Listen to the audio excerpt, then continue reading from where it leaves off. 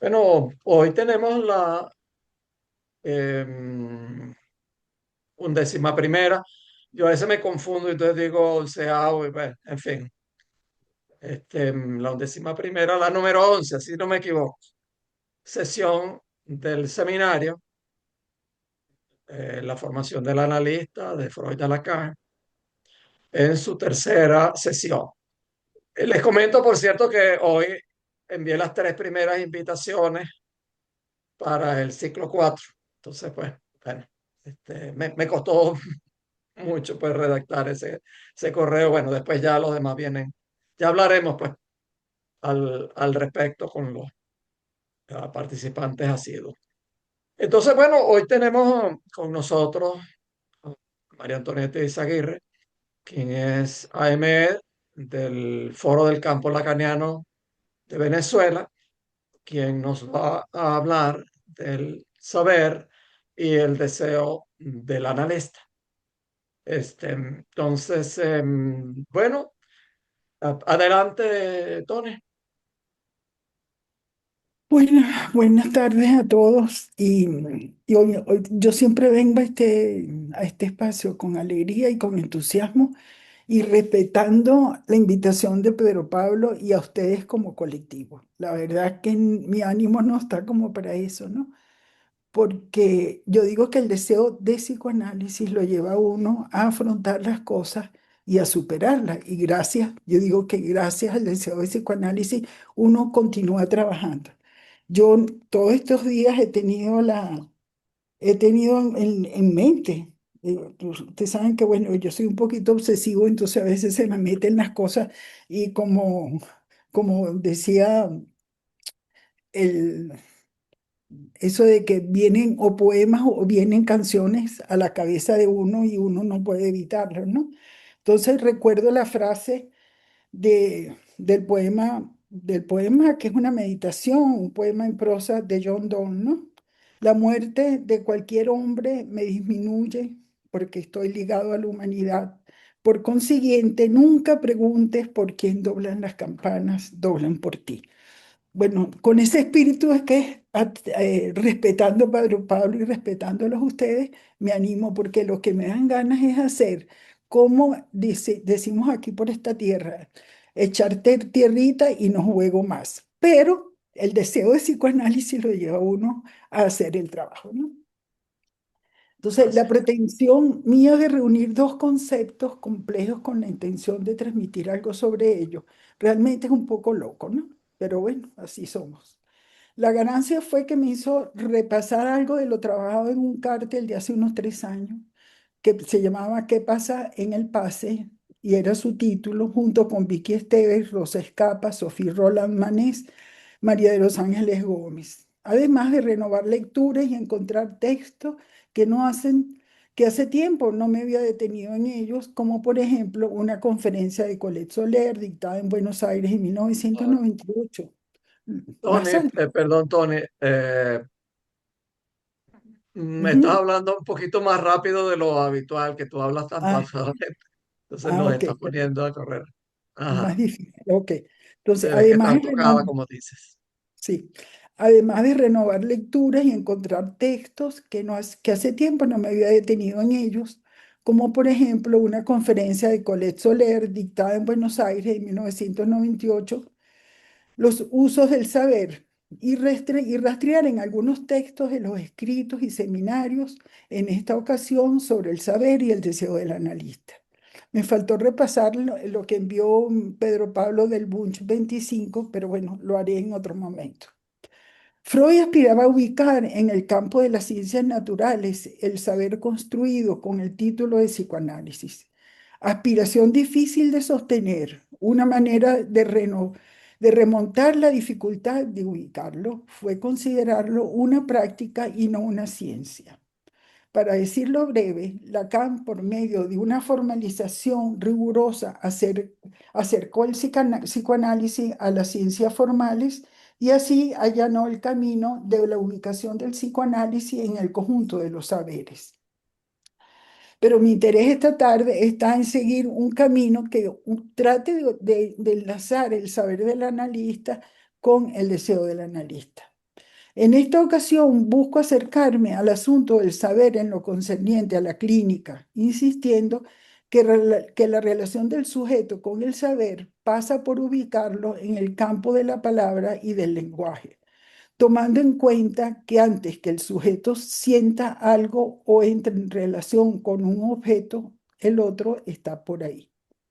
El lenguaje ofrece un asidero en la realidad. Con palabras se puede tener un asidero sobre la realidad. Esta constatación se inscribe en el ser viviente y al ser el primer significante, el cual comanda ese acceso a lo real, se le puede llamar significante amo. A lo largo de la vida a este significante se le agregan otros con sus respectivos significaciones.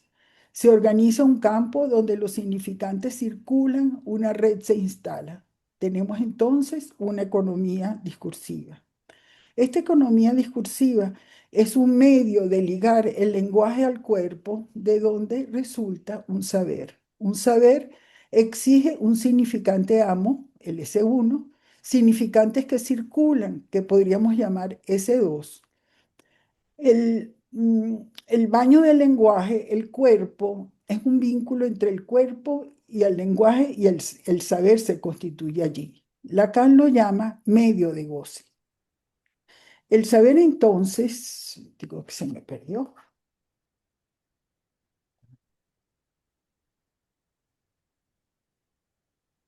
El saber entonces es algo diferente al conocimiento y a la representación.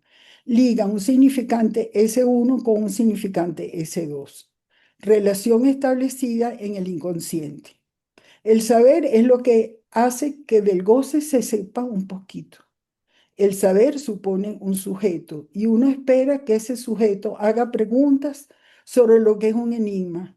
Es el tiempo de la invitación a la asociación libre y a las entrevistas preliminares. Es indudable que el psicoanálisis está atravesado por el saber. Veamos cómo ocurre con la función del significante, tal como lo dice Lacan en el seminario 16 de un otro al otro, página 50 de la edición de Paidós. Viene refiriéndose al grafo del deseo y entonces cito. La cadena que efectúa una retroversión es la cadena del significante para otro significante. Es porque aquí en A mayúscula, en otro, ya está contenida la primera articulación de la que ocurre con la función del significante en la medida que determina el sujeto, a saber, la relación del significante uno con estas formas mínimas que llamé el par ordenado S1, S2 al que se limita el enunciado del significante como lo que representa a un sujeto para otro. Continúo en la cita. Este otro significante C2 representa precisamente en esta conexión radical el saber en la medida que es el término opaco donde se pierde, si puedo decirlo así, el sujeto mismo, o incluso donde se extingue, lo que subrayé desde siempre con el término fading. En esta génesis subjetiva, el saber se presenta al comienzo como el término donde se extingue el sujeto.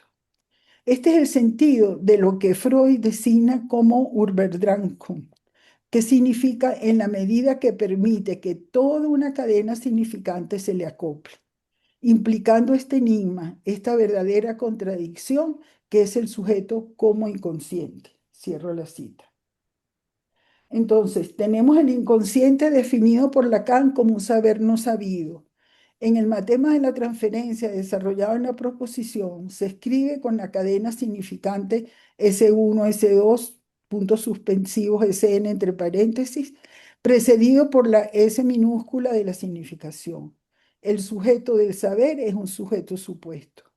No es sujeto de conocimiento, sino efecto de un saber que no se sabe sobre sí mismo, es efecto de una estructura. En la clínica psicoanalítica nos encontramos con una división del saber entre saber sabido y no sabido, y un saber no sabido. Es la ansia que podemos escuchar en el discurso del analizante. Un aspecto de lo escuchado es aquel que podríamos calificar de vacío, que transmite acontecimientos, conocimientos, etc. y otro lado de lo que escuchamos, donde surgen tropiezos, rupturas, lapsus, etcétera, cuando aparecen unas verdades insospechadas, no sabidas por el propio hablante. La defensa fundamental del neurótico es no querer saber de ese saber no sabido. Por el contrario, la posición del analizante es someterse a la posibilidad que surja ese saber medio verdad que nos habita. El problema es que este saber no sabido tiene la particularidad de no ser susceptible de ser enseñado. Esto es no transmisible. Resulta así estar en oposición al saber sabido, que es para cada cual el conjunto de lo que sabe, los conocimientos emitidos por los demás, adquiridos mediante el estudio y el trabajo, transmitidos por otros y transmisible a otros. Creo es a esto que nos referimos como saber textual y saber referencial. El fin del proceso del análisis está en función del deseo de saber. Si la disposición del neurótico es no querer saber nada del origen de su malestar, del malestar de su ser en el mundo, el sujeto que, como decimos, entra en análisis, de allí la importancia de las entrevistas preliminares, porque es el momento en que algo se dispara, por decirlo así, en el paciente que viene al consultorio y de pronto aparece como lo que podemos llamar un deseo de arriesgarse a saber. El saber construido en el proceso, aunque sea una medio verdad, es de lo particular. Particular, pero no queda encerrado en una gaveta como suele suceder con muchos de los trabajos de grado o las tesis universitarias. Se pondrá en juego en el acto que ese analizante devenido analista en el dispositivo que pondrá en marcha. Aunque algo de esto, algo de este resto de ese saber estará expuesto fuera del dispositivo también, digamos en la escuela, si tiene bien participar en ella. La transmisión del psicoanálisis no es exactamente una enseñanza. Hay una brecha entre lo que del saber sobre esa experiencia se puede articular, implicando las dimensiones real, imaginaria, simbólica y lo que puede enseñarse. En el acta de fundación del año 64, Lacan habla de la enseñanza del psicoanálisis como de una transmisión que se efectúa de un sujeto a otro por los caminos de una transferencia de trabajo y una otra transmisión diferente que supera o que opera, perdón, en el dispositivo analítico, implicando efectos didácticos terapéuticos sobre el sujeto, su deseo y su causa. Hablamos de deseo para nombrar aquello que sostiene la transmisión de esa construcción producto de la articulación entre el saber textual y el referencial. Pero ese deseo tiene otro calificativo, lo llamamos el deseo del analista, que no se transmite en tanto es de lo particular y a mi entender debe más al saber referencial, el propio de ese trabajo del análisis. Deseo que sostendrá, y de allí su importancia, a ese analizante que devino analista en el lugar del semblante de objeto A para analizante futuro, de tal manera que éste se vea conducido a enfrentar su división y lo que causa su deseo hasta el límite del horror del saber. Vemos entonces que no es por la vía de la transmisión tal como podría entenderse, ni de enseñanza, cómo se produce un analista. Este se logra por el acto en el ámbito del discurso analítico y con el acto por el que un analizante pasa a analista, emergiendo el deseo del analista derivado, o mejor sería decir, facilitado por ese quehacer del analista, vamos a llamarlo analista original. Ese saber construido sirve de algo, pero no de mucho. Se nos anima a inventar porque ni el saber que se extrajo de la propia experiencia analizante, ni el de la práctica, ni el saber de la enseñanza sirven de asidero para un caso a una sesión particular. Mientras que puede transmitirse esa construcción producto de la articulación, aunque sea a medias, cojeando, tomando la palabra de Freud, el deseo del analista, repito, no se transmite. Deseo, algo primordial en tanto es el deseo que sostendrá a ese analizante que devino analista, en el lugar de semblante de objeto A para el analizante futuro, de tal manera que el analizante y analista futuro se vea conducido a enfrentar su división y lo que causa su deseo hasta el límite, como mencionamos, del horror de saber. Saber sobre lo que se, perdón, saber sobre lo que se fue para el otro una vez caída la identificación sostén del yo. ¿Y qué puedo decir de esa categoría? ¿Dónde está? ¿Qué puede decir sobre esa categoría introducida por Lacan en el psicoanálisis y su clínica? Deseo del analista. Para hoy voy a tratar de discernirlo a partir de un corte. Tomo como referencia el periodo entre 1964 y 1967, pero el tiempo avanza, entonces solo haré unas menciones para desarrollar este tema en otra ocasión. En el del Trieb de Freud y del deseo del psicoanalista, Lacan dice, entonces, ¿cuál es el fin del analista más allá de la terapéutica? Imposible no distinguirlo de ella cuando se trata de hacer un analista. Pues lo hemos dicho sin entrar en el resorte de la transferencia, es el deseo del analista el que en último término opera en el psicoanálisis. Eso está en los escritos 2, página 390. Cuando hablé, cuando Lacan habla del resorte de la transferencia, creo que se refiere a que gracias a ella, la posición del analista remite, ligado a la herencia freudiana, a una posición subjetiva. El analista se le considera un sujeto. Esta concepción permanece en Lacan aún en 1958, cuando en la dirección de la cura apunta al sentido y a la significación. En el texto de la dirección de la cura hace del deseo, abro comillas, la metonimia de la falta en ser, ya eso es en el año 58, donde la estructura constituyente de su deseo es la misma falta en ser del otro. Allí tenemos el aforismo bien conocido por todos, el deseo del hombre es el deseo del otro. Entonces, el deseo del analista es un deseo que apunta al deseo del sujeto en tanto deseo inconsciente. En ese mismo texto, Lacan reconoce el estatuto ético del inconsciente en tanto se trata del deseo del sujeto y el objeto de la pulsión. Ese es el lugar posible donde la transferencia se constituye y nos remite a ver el piso superior del grafo del deseo. Y es en el mismo texto de la dirección de la cura donde dice, abro comillas, está por formularse una ética que integre las conquistas freudianas sobre el deseo para poner en su cúspide la cuestión del deseo del analista. Fíjense que temprano en la enseñanza ya está la problemática de definir, de categorizar el deseo del analista. Hay avances en el desarrollo del concepto en los seminarios 6 y 7 y por supuesto en el seminario dedicado a la transferencia, el 8, donde se pregunta, abro comillas, ¿por qué medios esperar, perdón, por qué medios operar honradamente con los deseos? ¿Cómo preservar el deseo en el acto? La relación del deseo con el acto.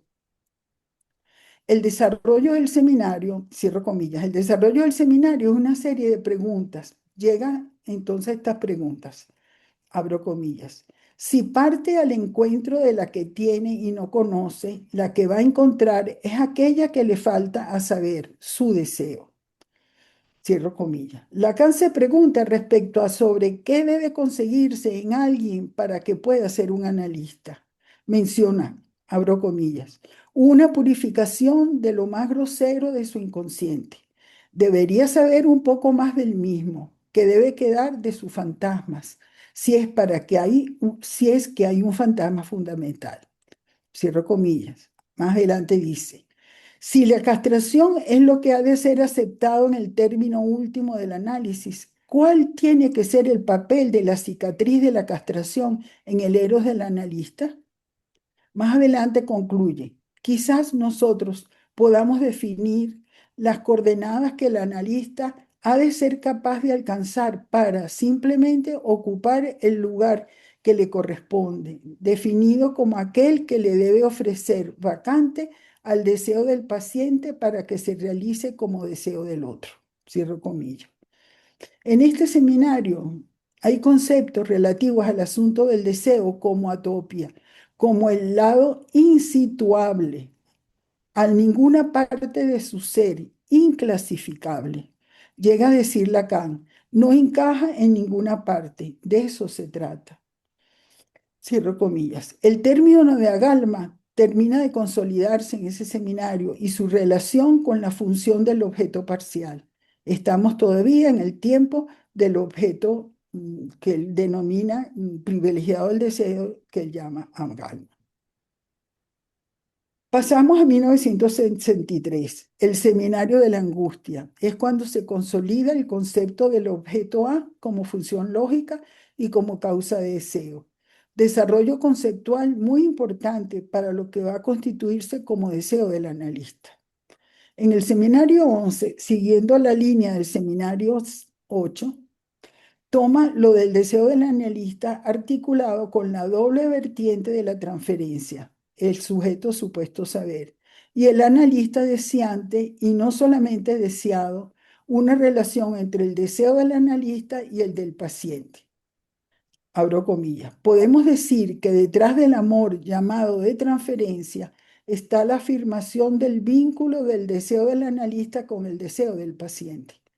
Recordar que la transferencia, cierro comillas, hay que recordar que la transferencia ya no es repetición ni engaño, en el seminario 11, ¿verdad? Se dialectizan los procesos de alienación y separación en el proceso de la cura y yo creo que todo eso va a preparar para realmente definir mejor el concepto del deseo del analista. Hay un hilo en la transferencia que conduce del ideal del yo al objeto A minúscula. En los comienzos, el analizante gira alrededor de un significante privilegiado que es el ideal del yo. Abro comillas. El otro me ve como me gusta que me vean. Momento de alienación. El proceso llevará al mantenimiento y a la vez la distinción del punto donde el sujeto se ve a sí mismo como amable, el ya, y de la, entre paréntesis, que es el tema del narcisismo, y allí donde se ve causado como falta por el objeto A. Es el momento en que los niños pueden preguntarse. Yo no sé si ahora eso pasa, pero yo lo escuché mucho cuando trabajaba con niños, cuando estaba toda esa ocasión de si me pierdo, yo me voy de esta casa, ya no me quieren, etcétera, y todo lo que sucede, como que detrás de eso está una pregunta que soy yo para el otro, ¿verdad?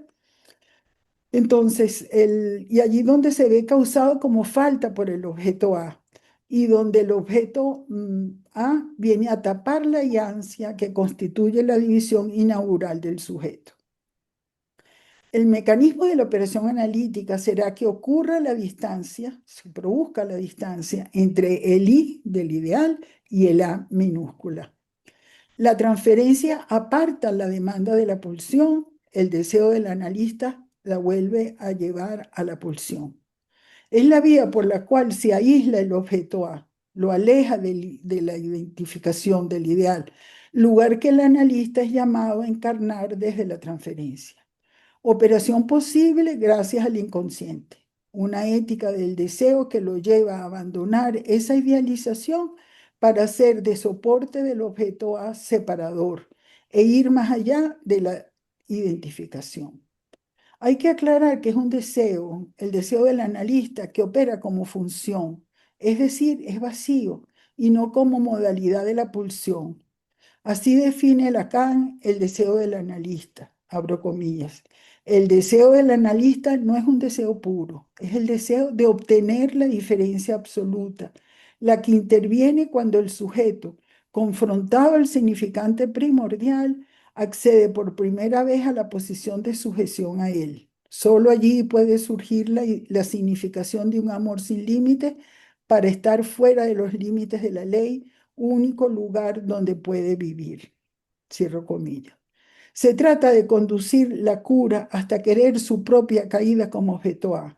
Como sabemos, no es un lugar encantador, lugar no deseable, pero que el analista desea. en la proposición, y ya estamos en el 67, en ese viraje de analizante-analista, hace que el psicoanalista cambie su saber en horror cada vez que responde mediante su acto a aquel que quiere saber su verdad. Por eso, para mí el deseo del analista es algo tan frágil que no se manifiesta sino justamente frente a un analizante y no estamos siempre en el deseo del analista, ¿no? Entonces es sumamente frágil y en una misma sesión uno puede pasar realmente, algo sucede que cae ese deseo del analista y podemos cometer realmente el lapsus del acto. Bueno, hasta aquí llegué. Bueno, muchas gracias. Muchas gracias, Tony. Un segundito. Ah, bueno, hoy estamos batiendo récord. Pasamos de 40. Bueno, Tony, vas a tener que presentar de nuevo entonces, así que no vas a Sí, poder otra parte. batir tierrita. Este, mm, bueno, voy a ir para los que entran por primera vez. eh, Luego de la ponencia tenemos unos 15-20 minutos de interlocución. En este caso el interlocutor soy yo. Y luego se pasa al debate abierto pues con la sala, con los asistentes. Voy a ir a pues, algunos puntos del texto. Um, Momentito, por favor, que tengo mucho, pero pues para no abusar pues de mi lugar, pues tengo que dejarlo en unos pocos. Eh, un poco como he hecho en las sesiones anteriores, aunque fue por casualidad, pues no fue intencional tampoco ahorita. Voy a comenzar por algo que no tiene en principio que ver con el contenido. Este, mm, e- el, Hacia el principio hay un pequeño lapsus donde dices, tomando en cuenta antes que el sujeto sienta algo o entre en relación con un objeto, el otro, el gran otro, está ya ahí. Tú no leíste, está ya ahí, sino está por ahí. Ah. Entonces, interesante, esto por supuesto, y los que me conocen acá saben que esto no tiene nada que ver con crítica ni nada, sino con algo que tiene que ver con una pregunta que hicieron los que estamos aquí en España y que asistimos a la jornada el fin de semana pasado, el fin de semana antepasado, pues no este último, sino el anterior, en donde una colega del Foro de Madrid hizo una excelente pregunta, que era, bueno, fue una de las conferencias de Colette, que cómo hacer, para poner eso de ser analizante, pues, de ser analizante, eh, poco con referencia a lo que comentaba en la calle. Yo pues después comenté pues que tiene que ver un poco pues con no excluir el sujeto, porque a menudo cuando hacemos presentaciones o damos clases, excluimos al sujeto. ¿Qué quiere decir? Que si tenemos un lapsus o una denegación, lo que sea, pues lo dejamos pasar. Pues, en fin, este, mm, es algo que una colega pues como que se molestó un poco, que estaba a mi lado y me dijo, bueno, ¿y tu seminario? Pero yo le dije, bueno, te lo perdiste, pues que tienes que asistir pues para que veas, pues que aquí precisamente no excluimos al sujeto, sino que le damos pues algún lugar. El sujeto siempre puede estar ahí. Bueno, eso es como te dije un comentario pues un poco, aparentemente se puede alejar pues, quizás sí, quizás no, pues a lo mejor tú le encuentras la manera de un vínculo secreto pues, con el saber y el deseo del analista. Voy un poco más adelante. Am,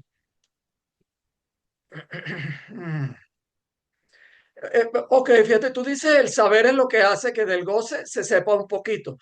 Bueno, es como algo que no podemos evitar, pues solo podemos saber de algo con el saber. Incluso el goce, que lo experimentamos cuando es el goce propio, pues, pues, eso que experimentamos, que puede ser del orden de lo real, pues para ponerlo en nuestros términos, que son significantes, a juro, lo ponemos en términos de saber. Ok, bueno, voy más adelante. Estos son así notitas un poco al paso, pues. Este, ah, bueno, tú comentaste algo que yo capté, pues porque está escrito acá. Puedo ilustrar este punto con un ejemplo si hay tiempo. Si hay tiempo, pues sabes a qué te refieres cuando hablas que se nos anima el inventar porque ni el saber que se extrajo de la propia experiencia analizante, ni el de la práctica, ni el saber de la enseñanza sirven de asidero para un caso o una sesión particular. Entonces, estaremos encantados de escuchar cuando tú quieras, pues, y puedas, pues, un ejemplo o los ejemplos que tú quieras. Este, eh, eh, estás anotando, ¿no? Porque te lo estoy diciendo un Sí, poco sí, atropelladamente, ¿sí? ¿Sí? sí, Ok, sí, fíjate, tú dices en esta referencia del trip de Freud y del deseo del psicoanalista, esa frase, pues, tan conocida de Lacan. ¿Cuál es el fin del analista más allá de la terapéutica? De nuevo, pues es algo que quizás nos aleja un poco de los centros del tema, pero es que estuvo para nosotros, los que estamos en España, muy en el centro de lo que tratamos en la jornada. Este, donde yo hablaba, pues que había que un peligro que yo creo que hay es el de la psicoterapeutización del psicoanálisis. Este, y bueno, pues cierto debate al respecto, pero es interesante que más adelante un joven brillante dijo, pero bueno, ¿cuál era el problema de por qué no aceptan que el psicoanálisis es una terapéutica? En donde precisamente pienso yo que se refleja eso, ese gran peligro de psicoterapeutizar el psicoanálisis. Alguien, y un joven pues particularmente notable, confunde, no logra ver esto que dice Lacan, el fin del analista más allá de la terapia. Bueno, si quieres, comenta esos puntos y luego en una segunda tanta agrego una o dos cositas más, pues para no abundar demasiado. bueno, la primera entendí que dije por ahí, ¿no? Por ahí está el otro. Un modo de decir que está el otro desde antes, porque es estructura, es decir, el lenguaje está antes de la construcción del sujeto como tal, está antes, ¿no? Entonces, cuando dije, bueno, por ahí es que lo hice, lo encarné. Por eso por ahí está la madre, el padre, la cultura, las normas, todo eso está por ahí. Pero realmente es que por el hecho de estructura, por el hecho de la dependencia absoluta del ser viviente al otro, eso está allí desde antes, ¿no? Entonces, el, esas primeras palabras que aparecen y que van a constituir los S1 se van a reunir con una cantidad de significantes que están emitidos también desde el otro. Pero la articulación la va a producir en ese elemento discursivo. Algo sabe, algo se sabe, pero es un saber que más adelante calificamos como no sabido. Pero es lo poquito que podemos decir del goce. Es decir, cuando hablamos del saber no sabido del inconsciente, no son solamente las cadenas significantes, sino es algo del goce que se sabe. Y yo creo que encontrarse eso en el análisis, un análisis que lleve lo más lejos posible, algo va a saberse sobre ese no sabido, pero no son solamente las cadenas significantes, no son solamente los significantes amos, sino se va a saber algo sobre ese goce. Y entonces por eso es la relación, por eso la importancia la importancia no es el saber sobre mi experiencia, el saber de todo ese recorrido, sino es que se sabe algo sobre el goce. Entonces, por eso la importancia, bueno, digo yo, que ha sido para el psicoanálisis hablar de saber, ¿no?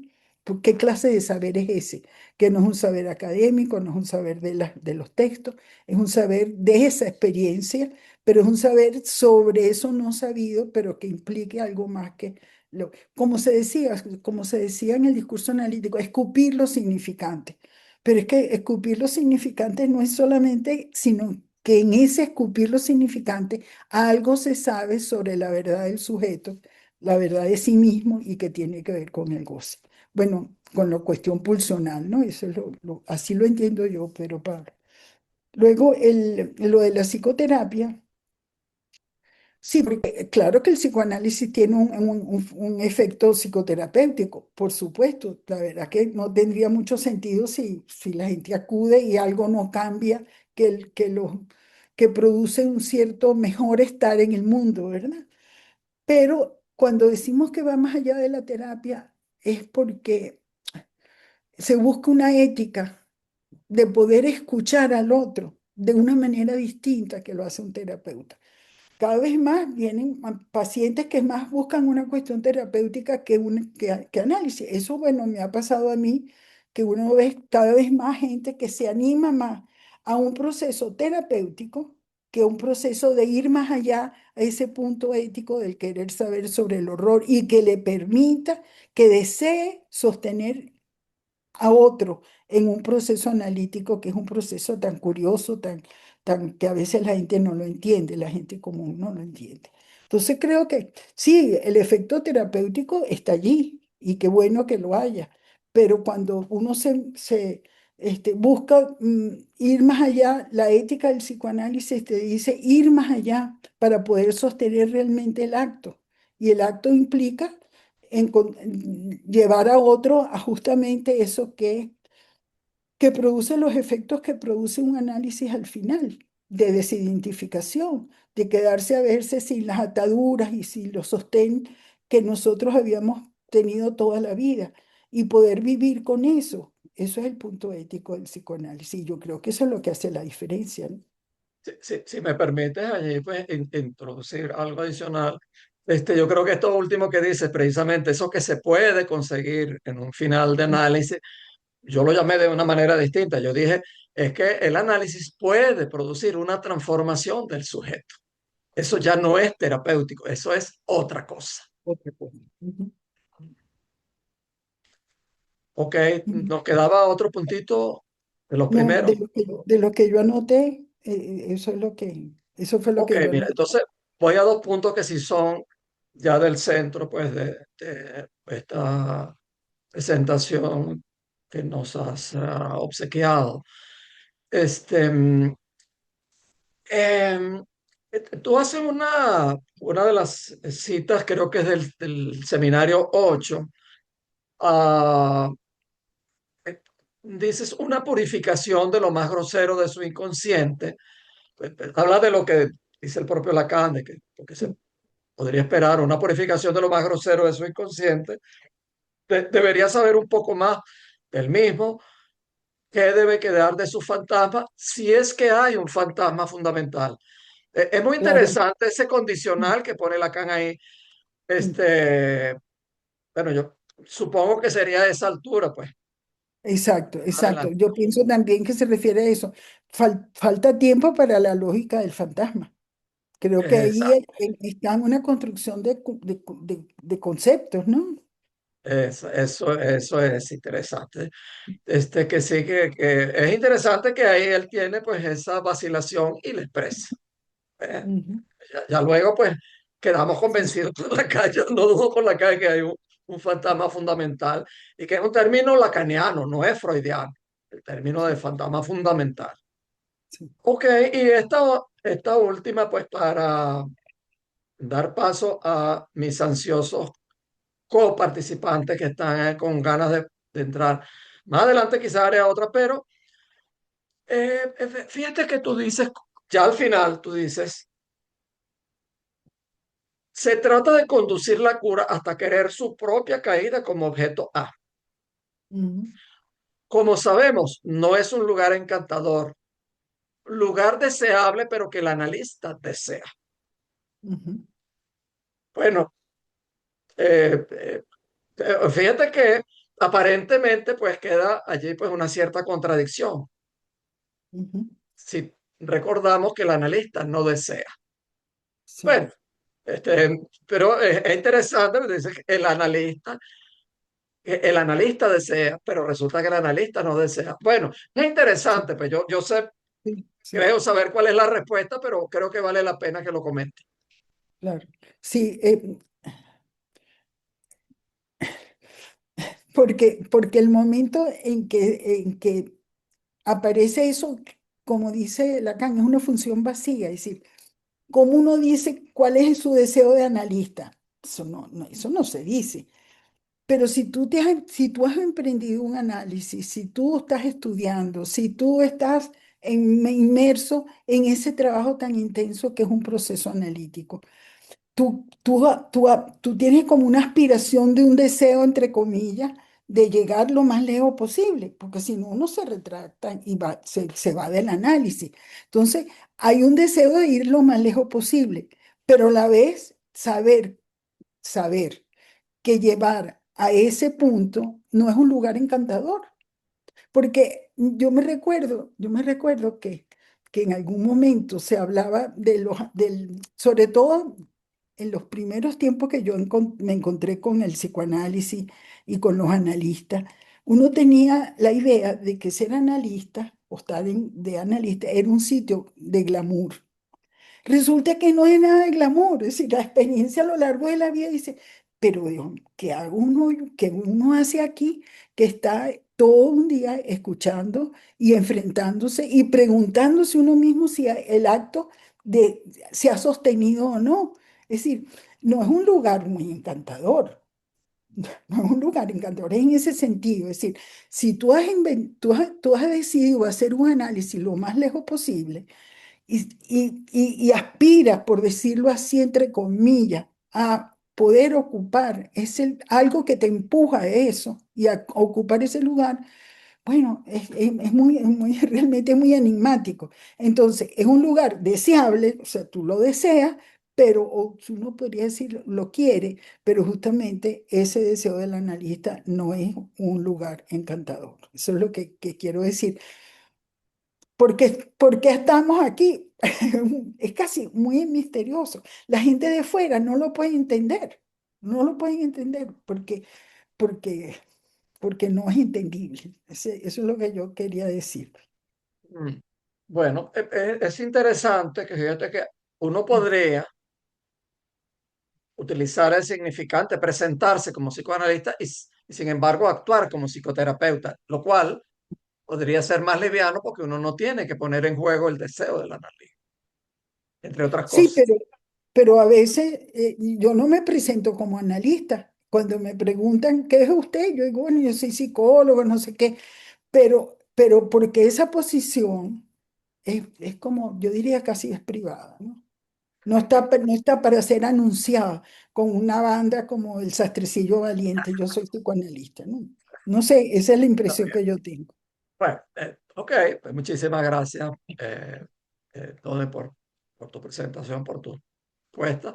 Tengo otros comentarios y preguntas, pero las voy a dejar para más adelante. Entonces, por favor, los que quieran intervenir, ah, con la señal de costumbre, pongan la manito. Gladys y Sebastián, caramba, no había visto a Sebastián, porque como tenemos más de 25, entonces Sebastián aparece en la segunda tanda alfabéticamente, pero yo sabía que eso no falla.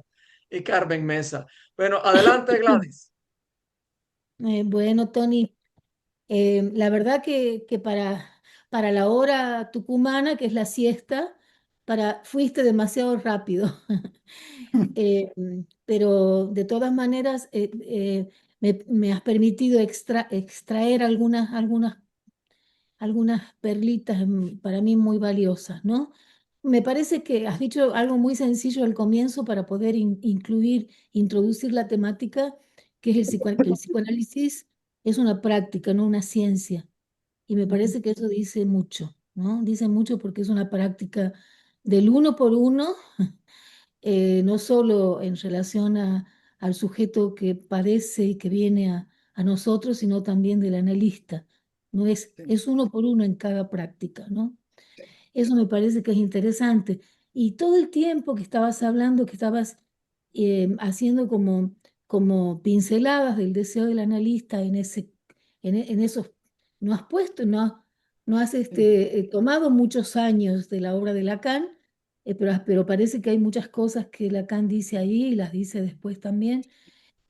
Pensaba yo que siempre, para mí es muy valioso, creo que es en el seminario 16 que Lacan habla del saber hacer allí, ¿no? De ese savoir y faire.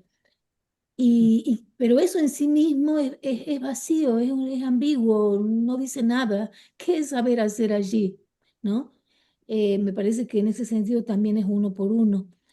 Y entonces has empezado a desplegar y ahí me parece súper interesante que a lo mejor vas respondiendo a ese saber hacer ahí, que el deseo del analista no es transmisible, ¿no?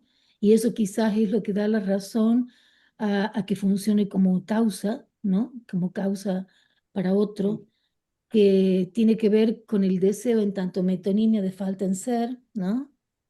Que el deseo del analista es atópico, que ya lo ha trabajado en una oportunidad nuestra colega Constanza Lobo, un trabajo muy interesante, el deseo como atopía, como no ubicable, ¿no?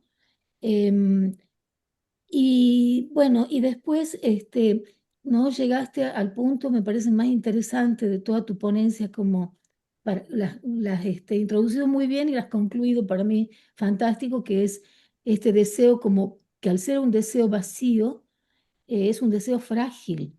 Y es verdad que esa fragilidad está presente en nuestra práctica y es angustiosa, ¿no? Y Sí, me parece muy interesante que dijiste que eso a veces nos lleva a cometer un lapsus del acto, ¿no? Eso quizás me gustaría que lo amplíes un poco más.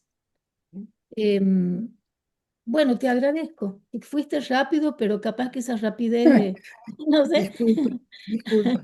me gustó y no sé, bueno, me gustó mucho tu ponencia, pero hay cosas que quizás me gustaría que si vos piensas que podemos abrir desde ahí, ¿no? El saber hacer allí, que inclusive en el seminario 11 creo que Lacan dice algo que está en relación a esto que decía Pedro Pablo recién, ¿no? Que ¿es un deseo o no es un deseo? Si es un deseo, es un deseo como en el seminario 11 dice, es un deseo advertido, advertido utiliza la palabra, ¿no? El deseo del analista y la verdad que si un deseo es advertido, eh, difícil, ¿no? Cómo pensarlo, pareciera que es un deseo en el cual el analista está ahí. Me parece que está advertido de todo esto que has dicho, ¿no? Que es insituable, Sí, intransmisible, ¿no? No sabido. claro, Bueno, muchas gracias y si quieres ampliar un poco más ese final que hiciste, me encantaría. ok. Sí, Ujú. por ahí hay una pregunta en el chat que se alude a eso, que si yo podría dar un ejemplo de esa fragilidad. Entonces lo haré. Déjeme ver si hay otras preguntas. Ah, sí, sí. Ok, ajá. Antes de darle la palabra a Sebastián, bueno, aprovecho para saludar, me perdono, pero yo como anfitrión, pues me gusta pues saludar pues a María Jesús Zavalo, a algunos que no había saludado, a Pilar Dací, encantado que estés aquí, Pilar, Susana Garcerón, y hay alguien que tiene un nombre no sé si es ruso, entonces no puedo saludarlo, pero bueno, que recibe el saludo. Adelante, Sebastián. Muchas gracias. ¿Cómo están, María Antonieta? Muchas gracias por ese trabajo, me gustó muchísimo.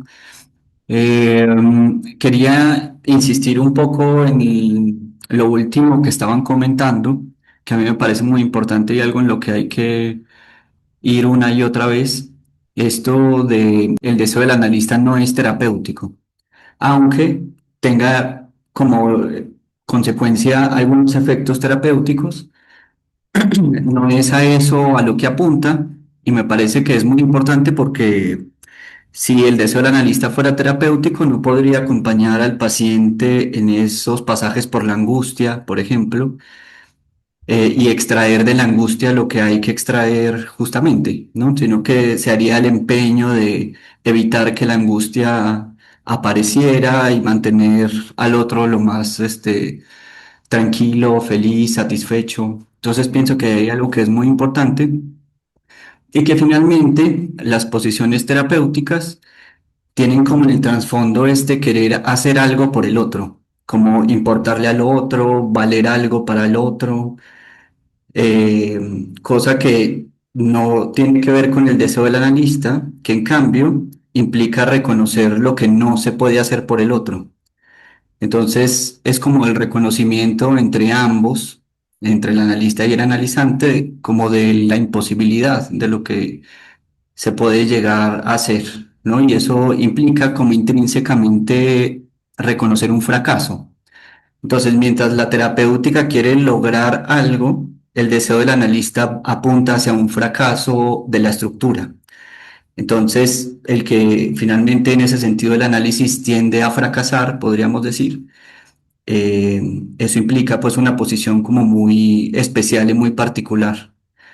Entonces, bueno, quería comentar eso que me parece muy importante de lo que estaban diciendo. Muchas gracias.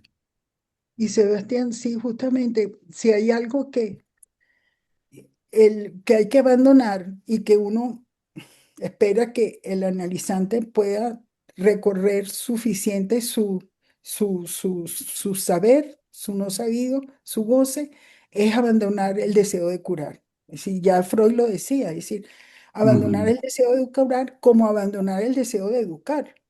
Es decir, la tentación de curar, la tentación de esperar algo en relación a la educación y la cura, es muy, muy alta. Entonces, a alguien a es- poder colocarse en una posición donde se abandone el deseo, el impulso de curar y el impulso de educar, es muy importante. Y eso hace la diferencia. Porque tú lo dijiste, es poder saber enfrentarse a ese imposible, ¿verdad? Porque mientras que tengamos la idea que podemos curar a alguien, no estamos dentro del campo de la imposibilidad, estamos en el campo de la posibilidad. Y ahí es donde yo creo que como analistas fracasamos. Yo sí, muchas recuerdo gracias. cuando mis primeras supervisiones con Diana Rabinovich, yo como psicólogo y venía de todo un trabajo de trabajar con los niños, vamos a llamar, en aquel momento se llamaba retraso mental, con problemas de aprendizaje, etcétera. Entonces, claro, yo venía con una práctica psicológica, entonces me acuerdo muy bien cuando empecé con las supervisiones con Diana Rabinovich, ella me dijo, es que tú pasas de lo pedagógico a la clínica. Entonces me llamó la atención y justamente, bueno, yo tenía muy poco recorrido de análisis, es verdad, con otra gente, además no era con Diana en ese momento. Y ella en mi hacer era clarísimo para ella que yo pasaba de lo pedagógico a lo clínico y tenía un balance entre una cosa y la otra, y no se puede así. Sí, Ujú, ya. muchas gracias. Ok, ah, Carmen Mesa y luego Margarita Santizo. Bueno, sí, muchas gracias por tan interesante, compleja e intensa exposición. Aparte de la rapidez, es que, bueno, hay mucha Sí. densidad. Respecto a, a esto último que había comentado Sebastián y que usted había ampliado, yo recuerdo que ya en mis tiempos de facultad, en una asignatura que se llamaba Psicología Dinámica, ya aparecía la expresión de Freud de evitar el furor curandi, que él le llamaba, ¿no? Entonces, bueno, es algo que no hay que olvidar. Bueno, mi pregunta va por intentar enlazar la conferencia de Colette Soler, que yo pretendía escuchar detenidamente, porque no pude asistir y la iba escuchando por el móvil desde un autobús. Pero, y ahora, bueno, tenía que salir por las redes, pero bueno, al final no ha sido posible, la han retirado, esperemos que la vuelvan a poner y entonces tenga ocasión de escucharla bien, atentamente. A mí me pareció entender que Colette Soler decía que no hay que abandonar nunca la posición analizante por más que se ocupe el lugar o la posición analista. Esto es lo que a mí me pareció entender, ¿m? A la espera de aclaración. Entonces, y mi pregunta entonces es, si no hay que abandonar la posición analizante, entraría dentro de esa posición analizante cuando ya se ocupa el lugar analista, preguntarse a uno como analizante, ¿por qué quiere ocupar el lugar del analista? Esta sería una pregunta, ¿sí? O sea, hay que continuar preguntándose por qué uno, como analizante, por qué uno quiere ocupar el lugar de analista, ¿sí? Y después una cuestión prácticamente de ignorancia. Por mi parte, el objeto agalmático es el inicio, el punto del objeto A, lacaniano. Gracias. Bueno, bueno, de la Galma, yo lo vi aparecer justamente en el, en el seminario, el deseo y su interpretación, pero creo que realmente donde lo trabajas es en la transferencia, ¿no? Como colocar el lugar, la Galma como en un momento dado, el que viene al análisis en las primeras sesiones, coloca al analista, a la persona que ocupa ese lugar como analista, como a Galma, ¿no? Es decir, hay algo maravilloso en él que yo voy a amar. Pero realmente después en todo el recorrido ya el objeto precioso es el que ha tapado la yancia en el propio sujeto. Es decir, ya deja de caer el agalma en la posición del el analista que está allí para empezar a trabajar ese objeto agalmático en el propio analizante. Eso es lo que yo creo y entonces eso cae. Ya no tiene ningún valor precioso, sino que lo que cae es lo que tapaba ese objeto agalmático que tiene que ver con el horror del propio goce. Ujú. Sí. Y la otra pregunta que me hacías, Carmen, es que, Mira, hay que estar preguntándose, Analizante. sí, ajá, sobre, desde una posición analizante, sobre el por qué se quiere, por el deseo del analista, para decirlo yo, así como muy resumido. yo creo que bueno, lo que yo he entendido, yo no escuché esa intervención de Colette, Mm. pero yo lo que he entendido es que cuando Lacan se pone como analizantes en la transmisión, En las sí, clases, bueno, en los sí, seminarios, sí. sí, sí, y siempre preguntándose porque un saber que se va construyendo con lo difícil que es la transmisión del psicoanálisis. Mm, Entonces, más bien es la posición de yo no lo sé todo, sino justamente siempre estoy atendiendo a eso que me causa atender, trabajar sobre lo que no sé, sobre lo que falta, ¿no? Es decir, creo que ujú. es eso. No tanto que uno empiece además entraríamos en duda todos los días, oye, yo todavía tengo el Mm, deseo de análisis. sí, Sí, no creo que ese sea el punto, es en la transmisión. vale.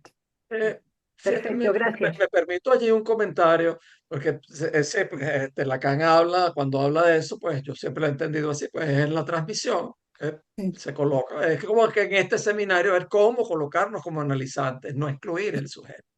Pero de sí. todas maneras, el giro que le dio Carmen me hizo pensar, pues, porque, a ver, es interesante que uno nunca olvide que uno sigue siendo sujeto.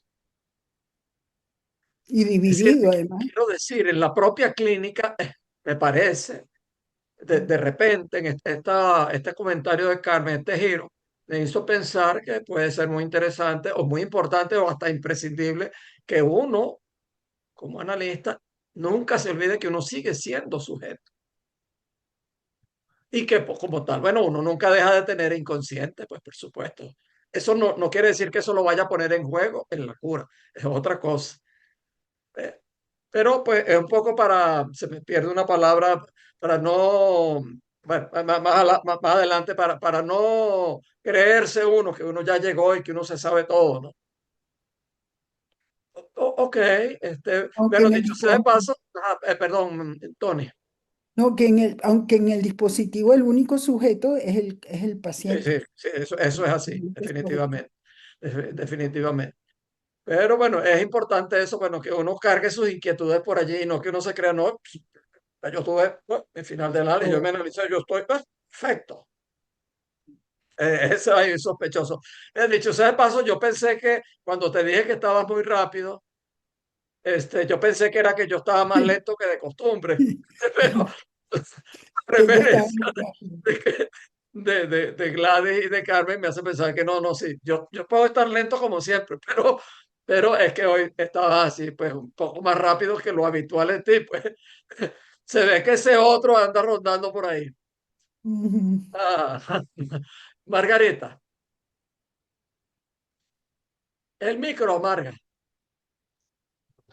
mi Hola a gallega todos, favorita, hola que a no se todos y ponga celosa gracias. ninguna otra gallega que ande por ahí. Hola, Margarita. Gracias, Tony. Me ha gustado mucho el recorte de los textos que has hecho hasta la preposición, más o menos. Y más o menos te podía seguir, puesto que la cuestión es compleja. Pero al final también lo que empujó mi llamada es lo que vas a contestarnos. Espero, alguna otra persona también lo ha pedido. Es al Ujú. final cuando dices esta fragilidad del deseo del analista que puede conducir a hacer algún lapsus del acto. Mm, no sé, aquí nos vas a contar alguna cosa, Bueno, bueno, de cómo entonces tú ahora lo sí, entiendes, vamos. ahora sí, sí, puedo darte el ejemplo que también estaba en el chat, la pregunta, y que Pedro Pablo, porque yo en el texto puse, si tengo tiempo, da un ejemplo. Yo no sé si el ejemplo cubre las expectativas, pero bueno. Este, tengo un paciente de hace tiempo, pero después que tenía un tiempo en análisis aquí, emigró y está en otro país y tuvo un tiempo que estaba perdido, después volvió a recuperar el trabajo del análisis y llevamos ya tiempo, ¿no? Entonces sucedió en que gracias a que hemos estado trabajando aquí en el seminario y en otras partes el problema del acto y el acto para acá y el acto para allá, ¿no? Entonces después de una sesión con él, una sesión que es vía Zoom, o sea, no es presencial, porque él está en otro país, pasó lo siguiente. Él es un obsesivo de esos que ha sufrido muchísimo de ideas intrusivas, muy agresivas, pero se habían disminuido y por bastante tiempo todo eso había disminuido y él estaba mucho menos angustiado, etcétera, etcétera. Pero él tocó un punto que es preguntarse cómo insistía en la culpa que él sentía en relación con el tratamiento que le había dado a su mamá. Eso lo había trabajado muchísimo, una madre insatisfecha siempre, una madre que le demandaba mucho a él, etc. Eso lo trabajó mucho, lo había trabajado mucho y se había calmado. Pero de pronto volvió otra vez en esa cosa de la repetición. ¿Qué pasaba con esa madre que había sido con una demanda y una creadora de culpa, por decirlo así, ¿no? Entonces, él trajo unas semanas atrás, había traído un recuerdo infantil que era el siguiente. Es decir, él habla con la mamá y un momento que va a entregar las notas del colegio, cuando él tenía como 6 años o 7. Entonces le dice a la mamá, por cada punto menos de 20 que saque, me vas a dar una pela, me vas a pegar. Es decir, eso lo había dicho mucho tiempo atrás, pero lo volvió a traer en ese momento en que se repite toda esta culpa angustiosa del modo como él se enfrentaba a la madre y todas las mujeres han tenido ese lugar donde él se enfrenta y él quiere decir cosas, etc. Entonces, en ese momento, cuando lo dice unas sesiones hace pocas semanas, ¿qué me pasó a mí? Que evitan, porque yo le había dicho, unas semanas antes le había dicho, tú no te has puesto a pensar que toda esa escena tiene que ver también con el amor que tú le tenías a tu mamá. Eso lo dejé dicho, ¿no? Cuando él me vuelve a traer esta escena, vuelve a trabajarla, él dice, me quedé pensando en eso que me habías comentado, que si no era el amor que yo le tenía a mi madre, no la rabia y la molestia, sino el amor. Y me quedé pensando en eso, él dice, ¿no? Me quedé pensando en eso. En ese momento, ¿qué pasa? Que yo no, el modo como lo dijo, la entonación con que lo dijo, ¿saben qué hice yo? me fui a decirme a mí misma, ay, tengo que estudiar otra vez, se pega un niño. Y cómo es que todo eso lo di en el mismo momento. Y me puse a tratar de pensar, de recordar cuáles eran los 3 pasos. Ustedes saben que la construcción del fantasma que hace Freud allí, eso pasa en segundos, porque eso no es que pasé 5 minutos, no, no, pasó en segundos. Y me perdí lo que vino después, porque como estaba pensando en lo de se pega un niño, entonces me quedé en no escuchar, no estuve presente en el momento en que él pasó a decir otra cosa. Y lo que vino a decir fue, tuve un sueño horrible en donde yo aparezco en ese sitio donde él está peleándose con la jefa de él, pero que no es ella, pero sí es ella. Pero yo me estoy preguntando por qué en esa escena aparezco yo mismo quitándome la piel como muerto. No sé si estoy muerto o estoy vivo. Yo me quedé, dije, pero ¿qué pasó? Que en lo que trajo otra vez la escena y yo inventé que yo tenía que estudiar, se pega un niño. Y esto me lo perdí. Entonces, yo después no fue que al día siguiente ni al momento me vino a la cabeza, ¿qué me pasó? Que yo perdí mi puesto, mi lugar, mi escucha, por inventar que yo tenía que estudiar más, se pega un niño y volver. Es decir, ahí me perdí. Eso es lo que yo quiero decir, lo frágil que es, ¿no? Y que bueno, vuelvo a retomarlo gracias a que uno se hace una reflexión sobre sí mismo y dice, ¿qué me pasó? Porque me pasó algo. Y eso es lo que yo llamo, en ese caso, un fracaso del acto. Eh, Más o menos eso es. Un ejemplo precioso. Un minutito antes de darle la palabra a Jorge. Bueno, Yoconda, Mario, Marisela, Laura y otros venezolanos que andan por ahí, por favor, están llamados a intervenir. Constanza, Gladys te comentó de un excelente trabajo que tú hiciste, así que no puedes dejar. Y Julieta, que hace un par de sesiones que no hablan, no, señor. Yo soy, como ven, un amigo sumamente fastidioso. Entonces, bueno, Jorge ya aprendió eso, entonces dijo, no, tengo que intervenir porque si no ya Pedro Pablo va a estar fastidiando. Yo delego en Adelante, Jorge. Mario. Yo delego en Mario.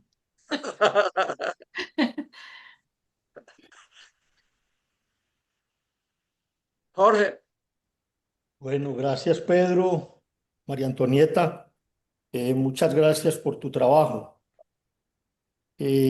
porque me parece que el trabajo tuyo entra en consonancia con el de Pilar Dací hace 8 días, cuando Pilar Dací nos advertía que el psicoanálisis está a merced del deseo del psicoanalista. Y tú traes una cita de Lacan muy preciosa donde dice que en última instancia quien opera en un psicoanálisis es ese deseo. Y me parece que has insistido bastante bien en que el psicoanálisis, más que una terapéutica, por ese solo hecho, es una ética. El psicoanálisis y el inconsciente, más que una realidad ontológica, es una realidad ética. Sin el deseo del psicoanalista que convoque al psicoanálisis, que convoque al inconsciente, eso no será posible. Me parece que lo dijiste de muchas maneras. Eh, es importante resaltar, me parece que lo dijiste también, de que el psicoanalista no está como sujeto en la cura, está como objeto. Y creo que cuando Gladys Matalia se pregunta qué es ese saber allí, yo creo que se trata de eso. Se trata de que el analizante está como objeto. Perdón, de que el analista está como objeto, no está como sujeto. Ha implicado, digamos, el de ser de su propio analista para darse cuenta que el analista nunca estuvo como sujeto, estuvo como representante de ese objeto que él aificó y que la clínica le permite desaificarlo. Me parece que es en esa vía. Bueno, de todas maneras siempre surge una pregunta con relación al deseo del analista, que creo que para Lacan fue un problema, y es porque el deseo introduce un sujeto. Entonces, me parece que el deseo del analista tiene un asunto problemático, porque no logra sacar completamente al analista como sujeto en el acto.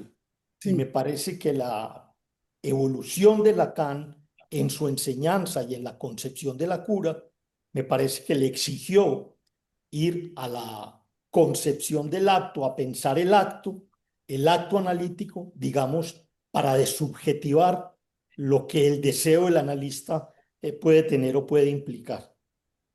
Eh, y quisiera decir una cosa frente a la psicoterapeutización del psicoanálisis sobre la que insiste Pedro. Y bueno, yo no veo tanto problema en que el psicoanálisis sea una psicoterapia. Yo creo que el psicoanálisis es una cosa distinta, sin duda. Y el deseo del analista propone en esa perspectiva ética llevar un análisis más allá de los beneficios terapéuticos de un análisis. Pero si nos ponemos la mano en el corazón y en la clínica y en la historia del psicoanálisis, ¿cuántos pacientes de los que tenemos realmente hacen un análisis? ¿Cuántos pacientes avanzan más allá? Yo creo que el analista tiene que estar preparado para llevar un sujeto hasta las posibilidades de una conclusión definitiva, una conclusión en una perspectiva ética sobre la singularidad de su goce y una perspectiva sobre la imposibilidad del saber para reabsorber los asuntos del sujeto. Pero yo creo que tenemos que reconocer el alivio terapéutico que produce para muchos pacientes y que es suficiente. Yo lo vivo en mi clínica, pacientes que no quieren avanzar más allá de eso después de haber trabajado unos pocos meses o muchos meses o varios años, pero que al final están contentos con lo que han logrado. Yo creo que no podemos desdeñar desde nuestra práctica porque solo en algunos casos hagamos una psicoterapia. Y si somos rigurosos con la última enseñanza de Lacan, Lacan insiste que la posibilidad de un analista es una posibilidad contingente. O sea, ni siquiera depende del analizante mismo, depende de lo que pasa ahí. Es como si el deseo del analista, tal como surge en la experiencia, no está a merced de todo el que empieza un análisis.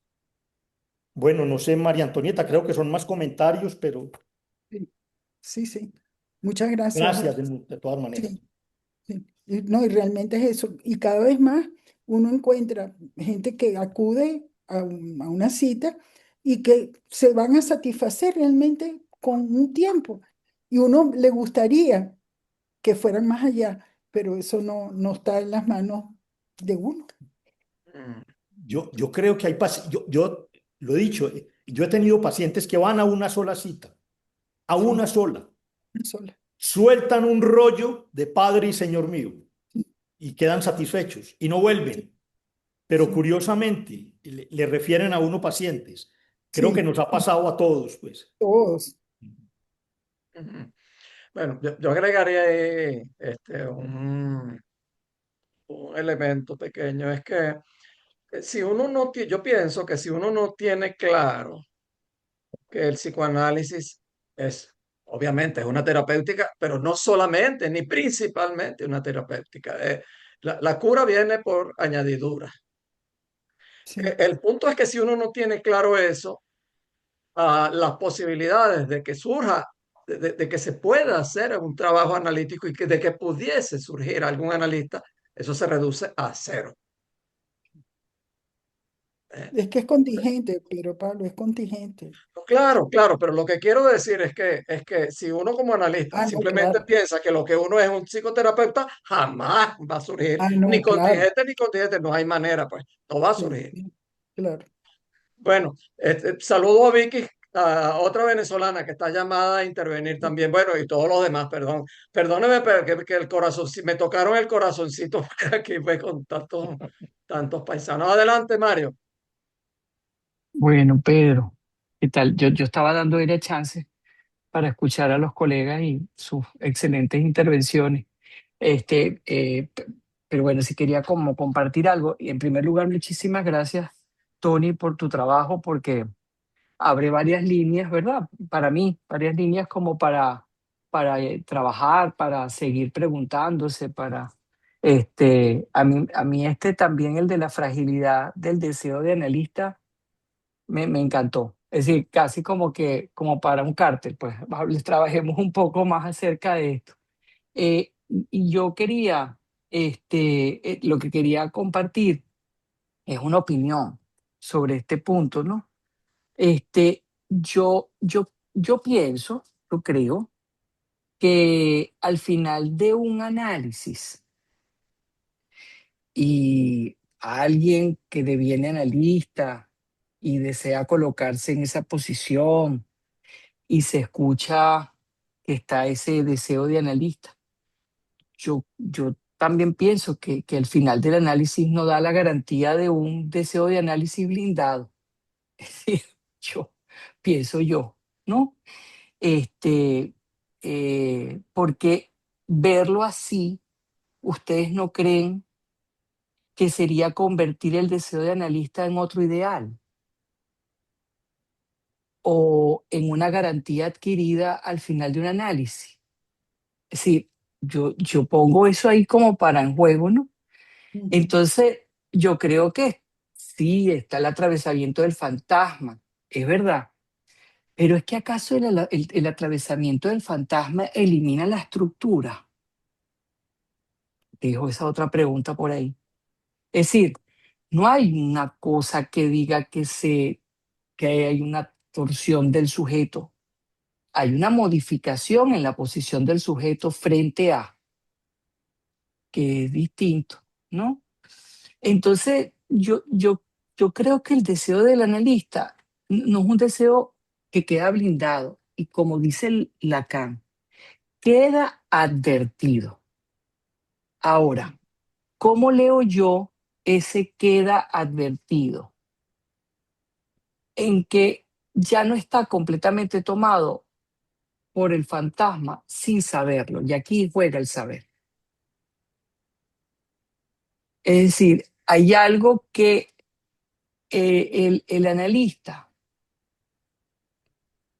en su acto puede dar cuenta, puede preguntarse sobre un desliz de su acto. Y ahí es capaz de recogerse. ¿Ves? Entonces, yo, y ahí, bueno, por eso el control, la supervisión. Sí, porque hasta, aunque haya un final, no significa que no exista la posibilidad de un desliz. Entonces yo diría que la ética no consiste en no deslizarse, sino en poder advertirlo y recogerlo, creo yo. Por eso la facilidad del deseo no es algo que podamos ver como defecto, es su condición. Y eso lo dejo como pregunta. La fragilidad del deseo es una condición porque no se sostiene en ninguna garantía. Por eso, al final, lo que cambia de un análisis no es que el deseo deje de ser frágil, sino que el analista puede escuchar su propio movimiento o darse el permiso de escucharse su propio movimiento y separarse de él. Es lo que creo poder como recoger y ahí el papel en la formación que tiene el control, la supervisión. Pero bueno, lo dejo abierto para el debate. Muchas gracias. Gracias, Mario, gracias. Ok, fíjate, Carmen, antes de darle la palabra a Sebastián, fíjate, Carmen, una de las varias cosas que dijo Mario, seguir haciéndose preguntas. Es una variante, diría yo, de ese continuar como analizante de su propia experiencia. Eh, ok, Sebastián Sánchez Segura, adelante. La avanzada, no es paisa, la avanzada de Risaralda en México. Cuidado con él. Gracias. Sí, es que esto que respondía Jorge a mí me parece muy importante porque vuelve sobre esto entre lo terapéutico y lo otro que haría el psicoanálisis, porque efectivamente los efectos terapéuticos no ponen en riesgo el psicoanálisis. De alguna manera la cultura pide que uno esté feliz y que uno esté bien, ¿no? Y en ese sentido el psicoanálisis iría en esa misma vía y haría que el psicoanálisis fuera validado culturalmente como otra de las, otra terapia más. Incluso el analizante también estaría feliz pues de sentirse mejor y todo eso, pero volviendo también a lo que decía Pedro Pablo, lo que pone en riesgo no es la existencia del psicoanálisis o algo que tenga que ver con el bienestar de los pacientes, sino la existencia de los psicoanalistas, y ese sería como el asunto que me parece que es complicado, ¿no? Y lo que justamente implicaría el hecho de que son muy pocos psicoanalistas, precisamente por la posición ética en relación a más que la terapéutica, ¿no? Y además que eso implica intrínsecamente el hecho de que alguien puede reconocer la existencia de lo real en la estructura, porque lo terapéutico tiende a borrar la Tapar. presencia de ese real, pues de alguna manera, y el asunto es que se corre el riesgo de que ya nadie hable de él, de lo real. Ujú. Entonces, pienso que incluso en eso la escuela de psicoanálisis dejaría de existir en esa articulación con lo real, ¿no? Entonces, bueno, sí, nada más como para insistir o para agregar ahí al asunto polémico entre terapéutico y lo otro. Sí. Bueno, a ver, ¿quieres comentar algo, Tony? No, no, pasemos Mm. al que las otras Fíjate, bueno, personas. en eso también, en esto de lo terapéutico, también hay que diferenciar el que en la práctica de uno, por supuesto, que tiene que haber algo terapéutico, eso es indudable. Pero esa es una cosa. Y otra, bueno, es a ver, no sé cómo decirlo, pues son cosas un poco delicadas, pues, pero sin alusiones. Hay movimientos de regulación y hay asociaciones de psicoterapia y de psicoterapeutas. Entonces, ya el afiliarse a eso ya no es solamente el que uno en su práctica, por supuesto, que tiene que hacer algo de eso, pues es imposible no hacerlo, pero ya esa es otra cosa. Pero bueno, no quiero entrar demasiado en eso porque es alejarnos. Bueno, bienvenida. Ya yo iba a convocarte, Rité. Así que me contenta que hayas levantado la palabra. Pilar, te estoy mirando que quieres preguntar, así que no te preocupes, levanta el dedito, que ya te vi. Adelante, Gladys. No, bueno, yo quería pensar esto, ¿no? Que abrió también Jorge, ¿no? Del que el psicoanálisis tiene efectos terapéuticos. Quizás lo que habría que pensar qué tipo de terapéutica es, aunque alguien vaya una vez y largue todo, como contaba Jorge, ¿no? En realidad, siempre me viene a la cabeza la conferencia que Colette Soler dio en mi ciudad, será por eso que en el año 85 se llama la conferencia que después fue publicada, El psicoanálisis, una terapéutica que no es como las otras, ¿no? Y que no es como las otras, ella situaba varios puntos, ¿no? Que tiene que ver con lo que el analista se abstiene, inclusive si alguien va una sola vez, ¿no? Y desembucha todo, ¿no? Y ella decía, se abstiene de ser amo, de sugestionar, del furor curante, de la pedagogía, bueno, daba una serie de recomendaciones bastante sencillas, pero muy claras. Y creo que es verdad, si no es una terapéutica, inclusive hoy, me parece que, em, no sé, me parece que le veo poco alcance al psicoanálisis porque tiene que dar alguna respuesta que alivie a los sujetos hoy, ¿no? Eso. Ok, gracias, Gladys. ¿Comentario, Tony? No, yo creo que sí, ya Ok. comentamos eso, ¿no? De que es necesario, pero claro, la posición ética implica que uno haga ciertos movimientos con la apuesta de que ese paciente que viene, algo pase que pida otra cita o pida otra cita y pida otra cita.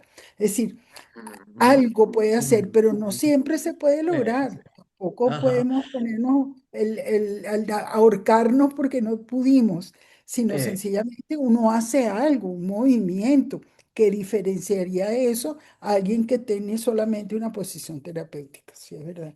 Ujú. Ahí me hiciste recordar un comentario de Colette, no me recuerdo en qué artículo o en qué texto, en donde ella habla de que los analistas no deben quejarse, que hay analistas que se quejan mucho de que los analizantes, de que a los pacientes no desean, sino que decía ella, la parafraseo, que el analista lo que tiene que preguntarse es por la debilidad bueno, más o menos, pues Sí, una parafrasea, pues no la recuerdo literalmente, que lo que tiene que preguntarse es por su habilidad para ser deseado, sí, no quejarse de el que los claro, pacientes no desean. sí, ujú. Bueno, adelante, Rita, bienvenida como siempre. A mí me hablas, me hablas. Sí, Sí, Ah, sí, sí, sí, Cristian. que bienvenida como siempre y que tiene la palabra. gracias. Bueno, este debate de la psicoterapia tiene que seguir, porque no es solo lo que pasa en una cura donde efectivamente hay efectos terapéuticos y muchas curas que se quedan allí. Bueno, no depende solo del analista, depende también del analizante hasta dónde quiere ir. Pero me parece que es un debate que tiene que permanecer y muy fuertemente por el problema social del psicoanálisis, si quieren, por el lugar que el psicoanálisis puede tener en el mundo. La frase, bueno, salió la frase así un poco grandilocuente, pero además por la injerencia del Estado en las prácticas terapéuticas y la tendencia a incluir al psicoanálisis en esas prácticas. No voy a hacer historia, pero en Europa la tenemos, la hemos tenido en Francia, fue una larga lucha, está actualmente en Italia, etcétera, etcétera. O sea que allí donde el Estado regula las terapias, el psicoanálisis tiende a desaparecer. Eso hay que insistir sobre esa ecuación, porque es un problema político, no es solo un problema de la dirección de la cura. Yo ya no discuto que hay efectos terapéuticos, me parece evidente. Me acuerdo que cuando comencé mi práctica, no sé, una intervención en la época era la ECF o la EFP, no me acuerdo. Dije, bueno, pues si los pacientes no tienen una mejoría, se van. Es verdad. Lo que pasa es que tener en cuenta que a veces solo el hablar tiene un efecto terapéutico. O sea que el analista no tiene que preocuparse del efecto terapéutico, se produce por el solo hecho de De la hablar. economía libidinal que se gasta en el propio hablar, muchas veces, no siempre. Bueno, en fin, es un tema complicado, pero sobre todo es un tema político sobre el que está muy atento en nuestras instituciones, en nuestra escuela también. Bueno, ese era un punto. La discusión no es si hay efectos terapéuticos, sino que el psicoanálisis corre el riesgo de estar incluido por el Estado en las prácticas terapéuticas. Eso creo que está muy claro. Después había una cosita sobre la que quería preguntarle a Gladys, porque Gladys ha mencionado el savoir-faire, ¿no? El savoir-faire como algo vinculado a la posición del analista, al deseo del analista. Ahí hay algo que me ha confundido, porque el savoir-faire es con el síntoma, no es con la posición del analista. Ahora que el analista se pasa con su síntoma, evidentemente es necesario para que pueda ocupar el lugar desubjetivizado de la en la dirección de la cura, de la o del síntoma. Con respecto a la psicoterapia, una vuelta más. No se olviden nunca que la práctica psicoterapéutica, el saber está del lado del psicoterapeuta, no está del lado del que viene a hacer una demanda. Y eso es muy importante porque es lo que desconcierta justamente a los expertos, ¿no es cierto? ¿Qué es esto del psicoanálisis? El saber está del lado del analizante. Bueno, nada más. Sí, claro, está muy Ok. bien, sí, porque Ese Tony. saber está de verdad del lado del analizante, no del lado del analista. Y por eso cuando el ejemplo que yo daba, eh, hice el traspié en el sentido de que el saber estaba del lado del analizante. Yo tenía que estudiar otra vez se pega un niño. ¿Qué es eso? Cuando tenía que esperar que se deslizara algo en el paciente y no en el saber referencial, ¿no? Ponerme a pensar en se pega un niño cuando no tenía nada que hacer ahí. Tiene que ser, tiene que ser, pero no tenía que ser ahí. Sí, sí, porque el saber está del lado del analizante. Bueno, mira, un comentario con relación al savoir-faire. Claro, en el análisis, el final de análisis, hablamos del savoir-faire con el síntoma. Ahora, pues la expresión, pues en francés, savoir-faire, pues se puede aplicar a muchas cosas. Y lo comento porque ya lo decía en la sesión anterior, que el próximo ciclo vamos a enfocarnos en el saber hacer del analista.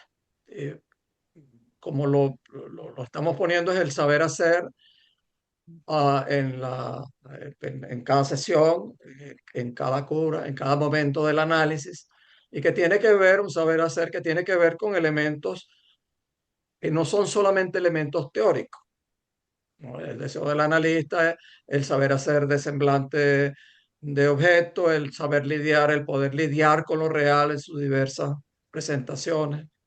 Bueno, Julieta López Liato, que está casi recién cumplida de años. Hola Todavía Pedro, vale felicitaciones. gracias.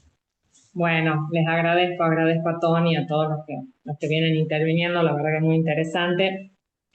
En realidad la pregunta, ¿no? Tony, has dicho esto, ¿no? Que las entrevistas preliminares es el lugar donde puede surgir o no, agrego, el deseo de arriesgarse a saber, ¿no? Del analizante. Entonces, me pregunto también de dónde, ¿no? Viene ese deseo de arriesgarse a saber, ¿no? Esa era una pregunta para ella. Y pensaba en esto, ¿no? Que en el seminario 24 Lacan dice, bueno, el psicoanálisis es una terapéutica, no dice, es una práctica, perdón, que ayuda a la gente a sentirse mejor, ¿no? Me parece que eso es una simpleza de sus últimas enseñanzas, compleja, pero la otra vez Colette Soler decía que en cada entrada de un analizante análisis hay algo del deseo del analista que se satisface, ¿no? Entonces, porque me parece que la cuestión esta no es de si hay o no efectos terapéuticos, vuelvo al debate anterior, sino dónde se satisface el deseo del analista, ¿no? Si es en esos efectos terapéuticos o es en esa cada entrada de un analizante a análisis, ¿no? Nada, me había surgido eso al escucharlos, les comparto. Muchas gracias, Tony. Julieta, qué bonito que lo dice, que lo plantea, porque pienso que en relación a las entrevistas preliminares, que ese giro, más allá de que uno pueda, o por el silencio, o por la pregunta, o por algo que pasó, que quien viene de pronto cambia de posición y se constituye un sujeto que pregunta, pero creo que es el sufrimiento. Es decir, Lacan dice, cuando vienen a preguntarme a mí, yo quiero ser analista, no lo tomo a quien sufre. Es decir, creo que el monto de sufrimiento, de malestar, también hace que sea más susceptible a, a escuchar algo de sí mismo y del analista que puede entonces empezar una cura, un análisis, ¿no? Y esa pregunta que tú haces, qué bonita, ¿no? ¿En dónde se satisface el deseo del analista? En el momento en que hay un giro y tú dices, wow, algo pasó aquí. Y es una satisfacción muy particular porque no es la satisfacción del sastrecillo valiente que entonces se pone porque mató a las 7 moscas, no, es una satisfacción distinta, pero sí la hay, ¿no? Sí la hay. Dice, oye, algo pasó, pero no por lo que yo hice, sino que algo pasó, algo sucedió en ese dispositivo. Y entonces te dice, vale la pena estar aquí. Y no echa tierrita y ve para otra parte, ¿no? Sí. Bueno, para que lo anotes ahí, te daré la palabra a Pilar. Lo anotes por ahí si da tiempo, Tony. Que quería pedirte si puedes comentar esa referencia que hiciste de la caja del seminario 8 sobre la relación entre el deseo y el acto. Tocaste algo de eso, pero si puedes ampliar un poquito, pues me quedé pensando en eso, pero adelante. Bueno, María Jesús, ya vi que quieres levantar la mano. Bueno, es bienvenida. Constanza, por favor. Nos tienes aquí, pero esperando, pues. Adelante, Pilar. Hola. Hola, quiero retomar el tema de las psicoterapias porque yo sí que estuve en las jornadas cuando tú sacaste este tema a colación y en la intervención mía de la semana pasada lo volviste a traer. Pero antes quiero decir algo a Tony que me parece dos aspectos muy, muy bonitos de lo que has contado. Primero, reconocer que hay que suspender el saber y tomarse cada caso como si fuera el primero. Y mientras tú te distraías intentando ver la cuestión de los tres tiempos del fantasma, se estaba produciendo algo más allá de eso que afortunadamente supiste retomar inmediatamente, te diste cuenta, ¿no? Creo que es muy, muy importante. Y luego también está ese otro aspecto de poder trabajar con las cicatrices del sujeto analizante, al que yo me refería el otro día, historizado por el análisis, porque esto nos lleva a la cuestión de qué motor para construir una escuela.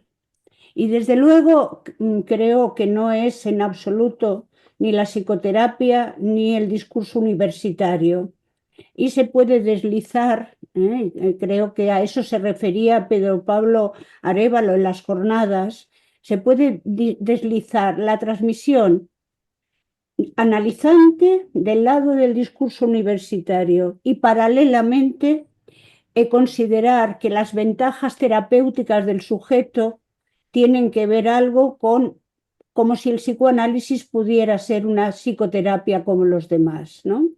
Porque finalmente yo entiendo la escuela no como una escuela de analistas, sino como una escuela de psicoanálisis que aloja a los psicoanalistas, que nos aloja a todos, pero cada vez que abrimos la boca sabemos que estamos en posición de analizantes, hoy mismo aquí o en unas jornadas, y precisamente esa posición es la que permite desarrollar la cuestión de la política, creo que es a la que se refería Rite antes, la política de la escuela, porque hay una solidaridad entre los principios, el cártel y el pase, pero también la forma de transmitir en una escuela que va construyendo una tendencia u otra. Y eso es uno de los grandes peligros que yo creo que tú querías subrayar el otro día en las jornadas y yo te esté un poco esquiva en la sesión anterior. Ahora creo que soy más clara respecto a tu pregunta. Gracias, Pilar. Ok. Bueno, otra que hace excelente pregunta que hoy nos está castigando. Es que las mujeres son como los gatos. Cuando se las llama, no viene. Madeline, que está por ahí, que no la había visto porque está en la segunda página, que solamente veo 25. Bueno, hay algunos que vinieron por primera vez y no van a volver al ver que yo soy tan fastidioso, pero bueno. Tony, no sé si quieres comentar algo más de lo dicho por Pilar. No, no, yo creo que está muy, muy bonito y me encantó eso, las cicatrices del analizante, me gustó muchísimo Mm, esa frase. Sí. la cicatriz del analizante. Eh, este, mm, eh, si puedes comentar, Tony, sobre un poco más, ampliar un poco más sobre la relación entre el deseo del analista y el acto. porque si bien el acto es desde el no pienso, ¿verdad? Pero todo es, pero ¿cómo se llega a la posibilidad de la producción del acto? Porque está sostenido en el deseo, porque si no tuviera el deseo del analista, poco importa lo que sucede. Entonces, aun cuando se haga desde el no pienso, está sostenido la posibilidad, fíjate que no es que se hace acto a cada rato, ni en todas las sesiones uno dice hay un acto, pero todo ese recorrido, todo ese transcurso está sostenido en el deseo del analista. Y en el momento que algo desde el no pienso interviene en la narrativa, en el discurso, en las asociaciones del paciente, han estado sostenidas a lo largo del recorrido en el deseo del analista. Porque yo creo que la producción de un acto no es algo que viene, no sé, como el Espíritu Santo. Viene por una escucha, viene por un recorrido y todo eso ha sido sostenido por el deseo del analista. Creo que no se hace un acto si no está sostenido por todo eso que ha ido pasando a lo largo de días, meses, años, ¿no? Entonces, creo que por ahí, pero Ahora a mí me pareció entender, pero quizás, aunque yo tenía el texto, bueno, tú sabes que no me dio tiempo de leerlo porque por las sí, confusiones lo tuve ya por última hora. Pero bueno, en fin, tú me corriges si yo me equivoco, porque en algún momento me pareció entenderte, quizás te entendí mal, que en el momento del acto, si es que, bueno, si es que resulta un acto, porque uno no sabe, ¿no? sí, Pero que en ese momento, de repente se suspende el deseo del analista. no, A lo no, mejor te no, entendí muy mal, pues, pero es que sí, me quedó eso en la cabeza un poco, dando vueltas. no, en tanto que es una función vacía. Es como le digo, está sostenido como si fuera yo lo entiendo como una atmósfera, un aire, un estar ahí que está sostenido por todo un tiempo, donde ese deseo del analista ha estado allí y que el acto se produce desde un no pienso, pero, pero porque gracias a que ha habido un deseo del analista que haya sostenido todo ese recorrido. Sí, Ok, el acto no se produce en el aire. ok. Eso es lo que, esa es la Mm, relación que yo haría. Pero Pablo, la verdad que no sé, lo mejor no lo he pensado mucho, pero creo que es por ahí. ujú, ok. Bueno, está bien. Am, ¿Tienen algunas otras preguntas? O comentarios, sobre todo Perfecto, comentarios sobre comentarios. ¿Se escucha? Este, am, Yo puedo Aló, hacer aló, un aló. pequeño comentario. sí, adelante, Con lo bienvenida. último que dijiste, me parece totalmente que hay que pensarlo por ahí, efectivamente. La cuestión del acto sin sujeto es problemática, evidentemente, es problemática, no se capta así nomás. Lo que pasa es que hay que tener en cuenta que si el acto es sin sujeto, no es sin antecedentes, sino es sin consecuencias. Y es al nivel de los antecedentes y al nivel de las consecuencias que el analista puede atrapar algo de ese acto que no tiene que ver con ninguna decisión subjetiva del analista, pero que sí, se puede leer antes y se puede leer en sus Ujú, consecuencias, condiciones y consecuencias del acto, diría. Pues si no, el acto queda así como ¿no? Una especie. Es difícil de transmitirlo, es verdad, es eso, es un acto de ruptura, de coupure, de corte. ¿No?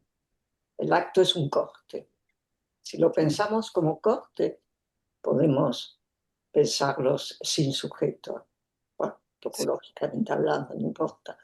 Pero ese corte se efectúa, digamos, en una superficie o una sí, temporalidad que tiene un antes y tiene un después. Entonces no es tan inefable como, sí, como aparece cuando uno dice es un acto sin sujeto. sí, Es un acto sin sujeto. ¿No? Entonces hay medio de pensarlo como corte, como un sí. decir, como puede ser una interpretación, puede ser, bueno. Ah, gracias, gracias, Rita, qué interesante, sí. Ujú. Está de acuerdo, ¿no? Sí, sí. Como tú dices, es un punto interesante, tiene su sutileza que es bueno trabajarlas más. Bueno, en realidad pues ha sido un debate sumamente interesante, intenso. Que por allí escribió Carolina que defendiendo tu velocidad, que a pesar de lo veloz, pues sí se podía entender perfectamente. Carolina Duque. No sé si está todavía allí. Y bueno, Laura Pérez, ¿cuántos grados tenemos allá en donde tú estás? ¿En Toronto, en Montreal? En Montreal, Ajá, sí, está frío. ok. Está bien. Bueno, entonces, si les parece, podemos dejarlo hasta ahí. La próxima. Muchísimas gracias, Tony, María Antonieta. Ujú. María te llama, Maeli. madre te llama María. Así que tienes toda una variedad de significantes. Tú eres un significado que responde a varios significantes.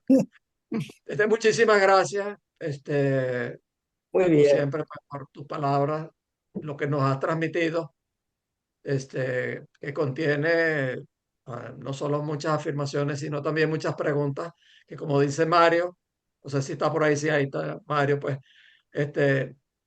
nos hace entonces seguir haciéndonos preguntas. Entonces, bueno, nos veremos entonces en la próxima, en donde Constanza no va a tener ninguna excusa para hablar, ¿ves? Ahí sí no va a valer lo de los gatos, porque como le toca a ella hablar, entonces Bueno, ahí sí muchas no gracias. va a tener, Muchas no va a gracias. tener escapatoria. Gracias, Tony. Gracias, ¿Qué Pedro. día Gracias. es, Pedro? Buenas Gracias. noches. Muchas Gracias, Pedro. Gracias, gracias. Bueno, Tony. Tony, Gracias a hoy han todos. asistido más de 45 personas, así que Chévere. estaba Gracias. Gracias, nervioso, muchas Hasta gracias. pronto, muchas de Gracias. votar gracias. piernita. ¿Qué día es? Gracias. Gracias, Besos. Hasta la adiós. Gracias, próxima. Encantado Tony. de verlos, como Chao. siempre. Igual. ¿Cuándo interviene Constanza? ¿Qué día? Y dentro de dos Nos vemos el semanas, 16, gracias. ¿El 16? es El correcto, sí. 16. Sí, El en lunes 2 semanas. 16. Ok. Bueno, Chao, gracias a todos. Rete. Hasta Muchas el Bueno, gracias. 16. 16. bueno. Chao, pues, Chao. chao, Amparo, José Carlos, Cielo, Chao, Maite, Constanza. como que no pude Pedro saludar. Pablo. Bueno, Adiós, ok, adiós, Gladys. bueno, ok, chao, Rite. Chao, Pedro. Vamos a ver.